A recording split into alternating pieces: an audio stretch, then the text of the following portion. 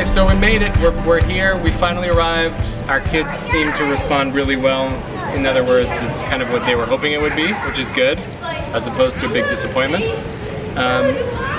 They don't need much to please them. Just a swimming pool. So a few questions people keep asking. One is, the first question everyone asks is like, how are you managing to do this? I think financially.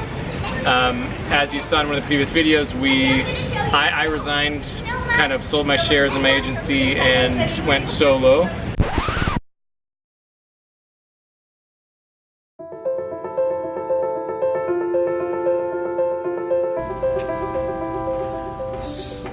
So I just sent off my resignation email after 13 years of building my agency, and just sent an email to my partner saying I have to move on. It was a very long, very difficult email. Wow. And you know, I'm essentially walking away from a large six-figure salary we've been making, and money isn't everything, and something deeply resonated within us, and I think it's part of it started with this last Christmas. We went home and Holly's grandfather died, and we were at the funeral, and Esty was playing up on the stage at the church and fell off the stage and fell about 5 feet and hit her head really hard, and she was mostly unconscious. And we rushed her to the emergency room, and it was a very, very scary couple of hours, and she was not very responsive, and they were putting her through the CT scan. And as I sat there and I watched her limp body going through that scanner, that x-ray machine, I was thinking, on one hand, we had a 93-year-old who just lived a very full and beautiful life, and we were at his funeral, and I had a 2-year-old whose life could be ending at any moment.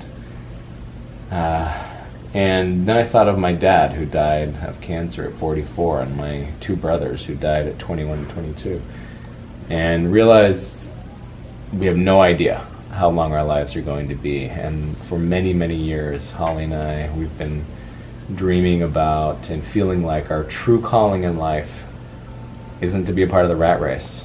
It's to probably live abroad and to find opportunities where we can engage in humanitarian aid, social good, something that has kind of a deep purpose to it, apart from just, you know, making money. And I think this is probably a pivotal moment, maybe the most scary crossroads and tipping point of my life. And it took a lot of courage and deliberation and prayer to get to this point, to pull that trigger, to send that email. And it's very scary. It's a very scary future. There's a lot of instability and insecurity, but if we don't follow what we feel so deeply is our path, I think those are the regrets that we'll have more than anything else. Making a career out of humanity. That was a quote that we saw in DC by Martin Luther King. And we feel like that's our calling. So this was a pretty big deal, a very big deal. And but it's the beginning of a very new chapter in our lives. And it's very scary, but it's pretty exciting at the same time. And so I essentially just have started my own consulting, you know, branding, web app design consultancy, and do a lot of work for companies in New York and other areas of the United States. And so I have awesome clients, and they're totally fine with me doing this all remotely. Thanks, guys. But the next question is, why Costa Rica? And our answer mostly is, why not Costa Rica? Costa Rica is awesome. Who wouldn't want to come here? Come, and then you'll know. It is truly amazing here.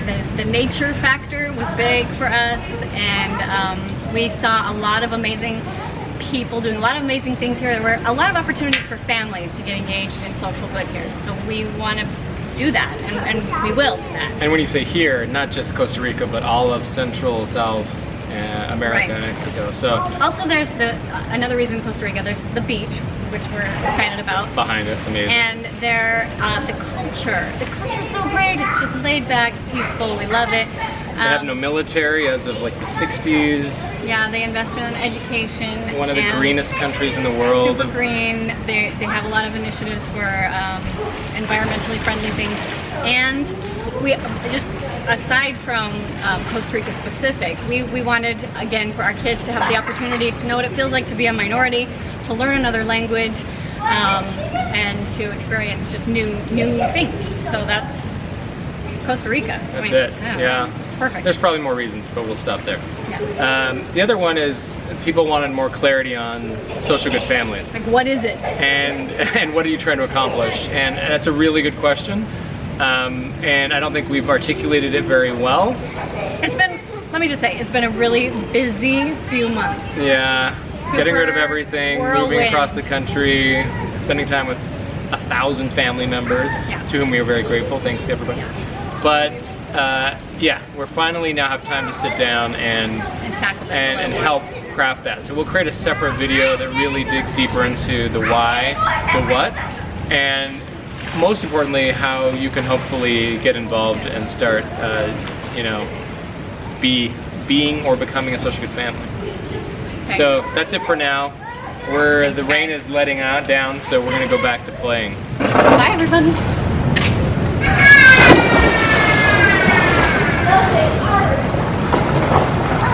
All right.